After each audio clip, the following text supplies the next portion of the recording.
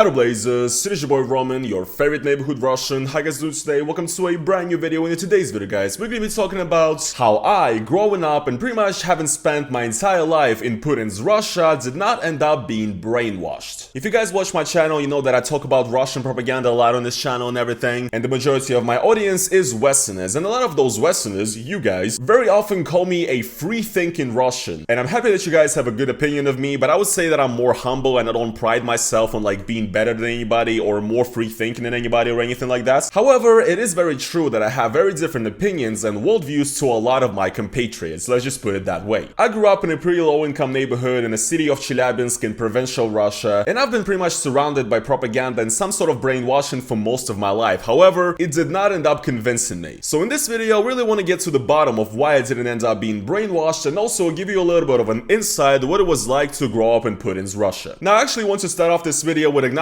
my own shortcomings, because the thing is that even though I do consider myself a person who's very opposed to the current rhetoric of the Russian government and everything that it's doing, I am still susceptible to propaganda to some degree, and the conditions of how I grew up actually do influence me to say dumb shit sometimes. Here's a good example. In 2019, I made a video in which I took a DNA test, and in that video I verbatim pretty much said that Ukrainians and Russians are the same thing. To be completely honest with you guys, I don't expect my genealogy, my ancestry to be anything special, like I'm just a Russian white dude. There's probably a bit of Ukrainian and Russian because they're technically kind of the same nation anyway. Ukrainians out there, don't get triggered because I love y'all. Yeah, what can I say? Yikes. I definitely wouldn't say this in the current political climate, and also I was basically speaking from a standpoint of genetics and DNA and stuff, because Ukrainians and Russians are both Slavic people. However, one thing that I recognize is that the fact that I even said that 3 years ago in a video sort of shows that even a person like me sort of picks up on certain Russian propaganda talking points here and there, and actually I might regurgitate those points without realizing it. And this take of Russian and Ukrainian people being the same or whatever is actually being used by Russian propaganda right now to justify the special military operation in Ukraine. So what I'm saying is that despite being a free-thinking Russian or whatever, certain talking points that have been fed into my head for decades still affect me, even though I always try to do better and learn. However, despite the occasional blunder here and there, I definitely do not believe in Russian propaganda. But the truth is that many Russians do, and the reason why propaganda is actually so effective a lot of the times comes down to the way news and facts are presented. And if you guys do not want to be manipulated and you actually want to have a decent grasp on the facts, I would like to recommend to you and tell you about the sponsor of today's video, Ground News. Ground News is basically a news aggregator on ultra settings. It is a news comparison platform that not only gives you the breaking news as they happen, but also shows you all of the news sources for a particular topic, and gives you the political leanings of each and every single source. And this is super important in our modern world, because for example, reading the news about the Ukrainian-Russian conflict can be very misleading and very confusing at times, because different outlets twist the exact same events and facts and show them in a completely different light. And we're basically at a point where knowing where the news come from is actually as important as the news themselves. For example, let's take this article about Ukraine urging tougher Western squeeze on Russian oil prices. As you can see, Ground News shows me here that there's a total of 30 news sources that covered this article, and I can actually go and look at every single one individually, click on some of them and check them out on the website of the media itself. The bias distribution shows me that 57% of the sources are center or center-leaning left, so this is actually a blind spot for the media on the right. I can look at every single news source that posted about this and see their political leanings. Our beloved Russia Today didn't report on this, so let's take The Independent for example. Here it shows me that this media is left-leaning, it is rated as a media with high factuality, and here we can also see information about a private owner that owns part of this media, which basically allows you to see who controls the media that you're trying to read. I personally enjoy Ground News a lot because I find it to be a very convenient and a very refreshing way to consume news and information. Ground News is also available as a website and as an app for iOS and Android. So yeah, if you want to read news better, then go over to the link down in the description, which is ground.news/NFKRZ, try Ground News for free, and maybe if you like it, subscribe and support the Ground News team. Because I think what they're doing is really interesting and also pretty important as far as trying to make the news more transparent. Thanks once again to Ground News for sponsoring this video, and let's get back into it. Okay, so before I really get into what sort of prompted my political awakening and how I essentially became not a big fan of Putin when I was a teenager, first I would like to get into how Russian propaganda affected me, and sort of get into the things I used to believe when I was a kid or like an early teenager, you know? I would say the main things that used to influence me back in those days is that, first of all, I never had a computer and I never went on the internet until the age of 11. The main things that influenced me in my beliefs about Russia and its place in the world and history and everything, I would say is TV, history lessons in my school, and also the things my elderly family would say. The first thing I really remember thinking when I was a child is that I was sort of fed the notion that the USSR is the only country that won in the World War II, meaning that it's only due to the USSR's effort that Hitler was defeated. It's not like in history class we didn't learn about the Lend-Lease and how America helped out the USSR and stuff like that, or we didn't learn about the Western Front or anything like that. We did, but it was very brief, and most of the attention was paid to what the USSR did during World War II. And you gotta understand the mythos of World War II is such a big part of the current Russian propaganda, right? That a lot of the Russian resentment these days comes from the fact that Russia considers itself a descendant of the Soviet Union, and the propaganda wants people to believe that the Soviet Union was basically the sort of the ultimate good in the world at that time that saved the world from fascism. And a lot of the resentment of current Russia comes from the fact that we Russians saved the world from fascism, and now nobody says thanks to us, you know? Everybody's shitting on us and everything while we saved the world from Hitler. That's a big part of the current ideology pretty much, and I believed that as well when I was a child, because we were told that the Soviet Union pretty much clutched it in the Second World War, and obviously the Soviet Union did suffer the most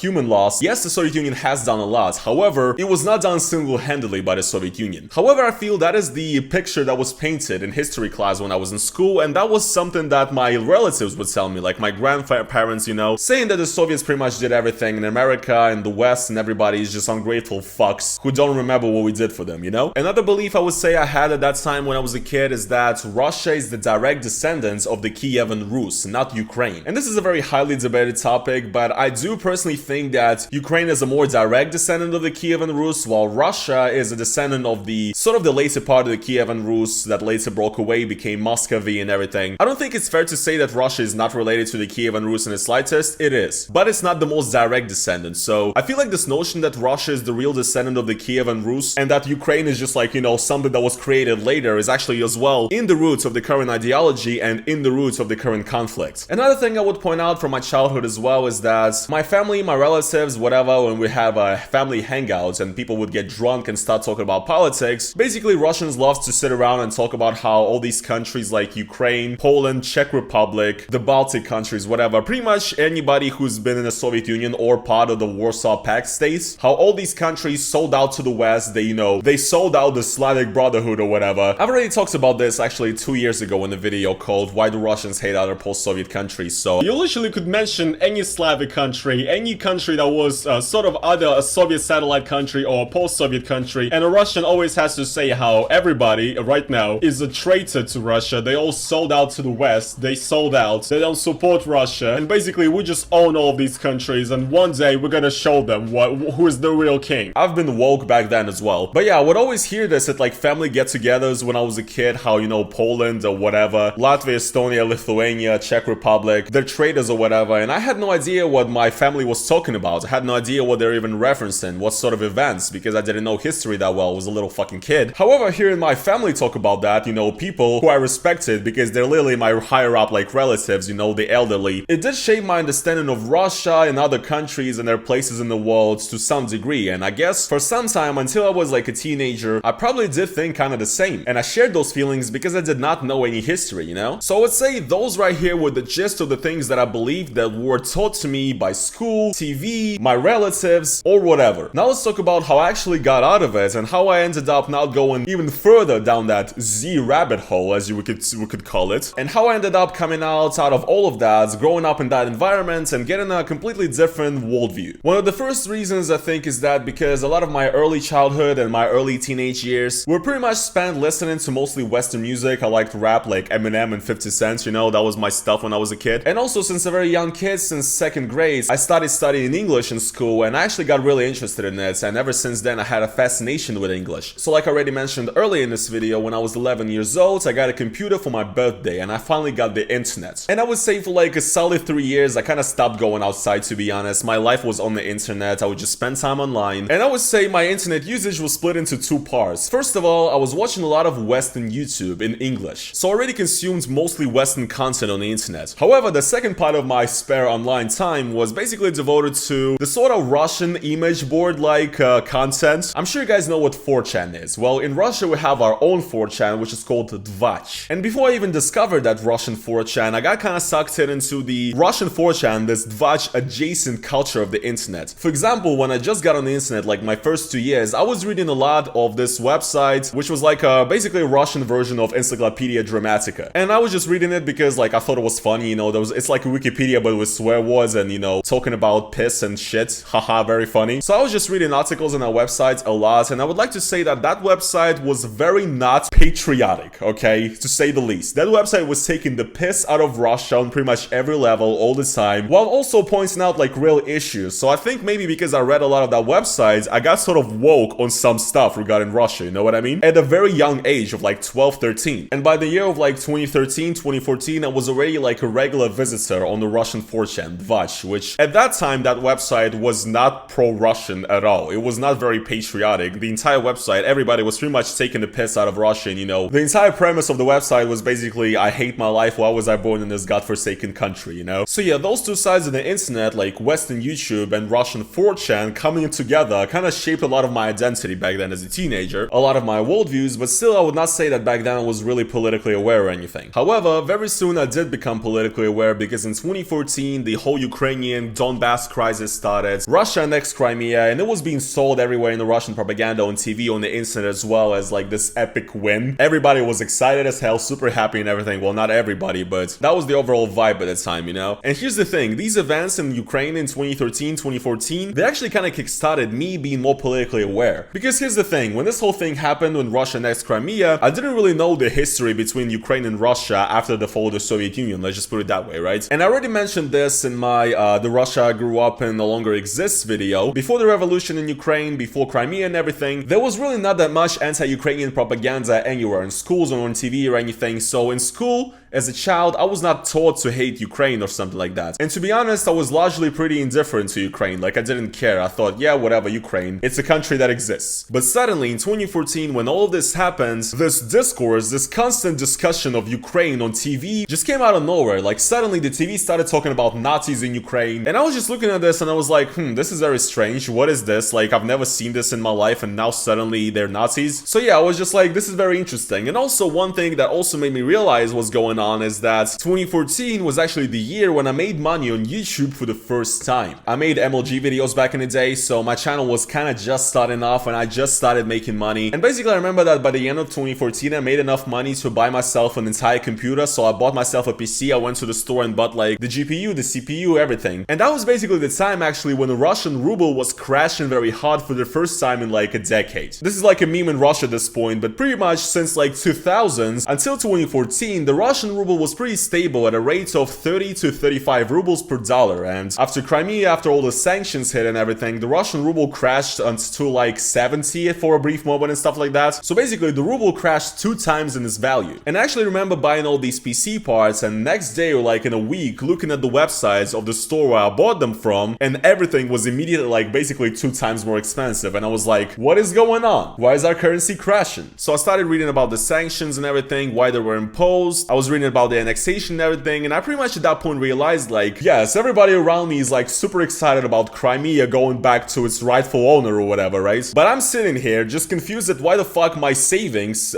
just crashed 2 times, and I was experiencing this for the first time in my life. This is the first money I've ever made in my life, and I'm just sitting here like, why do I live in a country where some decision of the governments could make me lose like half of my money in a second? At that moment I just realized like, what's the point of this territorial gain if people's lives become worse? So I pretty much think that that was the moment where I realized that this aggressive expansionism actually, it's not good, it's not fitting for the 21st century, and also it makes the lives of people in my country worse. So at that point I realized that this is definitely not something I would ever stand for. And also what followed next is that Alexei Navalny, who is Russia's biggest opposition politician, who's in prison right now, he actually started doing more and more content on YouTube in like 2015, 2016, and he became pretty popular. He was exposing a lot of the corruption in the Russian governments and everything, and I became a fan of him. And watching his videos, I was basically realizing how, you know, really messed up the situation in the country is with the corruption and everything. So I feel like his videos as well were a pretty big influence at the time on me, and also a lot of young Russians at the time as well, because I literally don't know like anybody who's of my generation. I don't have a single friend who's even slightly like pro-Putin or something, you know? And the big part of why that's the case is Navalny and his work. And then basically with the years I started getting into this stuff more and more, deeper and deeper, trying to learn some of the history, and basically I only started realizing why my stance that that I took in 2014, where I already realized that, you know, something wrong's happening, me learning more history only kept reaffirming me that my stance is the morally correct one, you know? So now that I told you guys the story of how my mindset regarding Russia was changed, having grown up there for my whole life and living there for my whole life, I guess the question I want to ask myself is, does or can Russian propaganda still influence me today? And honestly, at this point, I would say no, because the current Russian propaganda, just the way it is these days, it's really bad, it's super dumbed down, and I feel like it really appeals to like the lowest common denominator for people who don't know anything. And throughout the last 4 or 5 years, I've been taking a long, hard look at a lot of the political ideologies that exist today, sort of trying to find my place and understand what people believe in, you know, and I feel like I have a pretty decent grasp on what makes up this and this ideology, and this is pretty much exactly why I ended up where I am today, where I consider myself a left-leaning guy, you know, like a social democrat kind of person. So Russian propaganda these days really can't influence me because I really understand what the Russian ideology consists of, and I can really clearly see through it. Like, I see the manipulation tactics they use, I see the whataboutisms in their speech, I see the false arguments. So yeah, I would say not, but overall, I guess, from time to time still, I kind of find it hard to control myself and my emotions when I see, for example, certain people online, or like certain EU politicians, for example,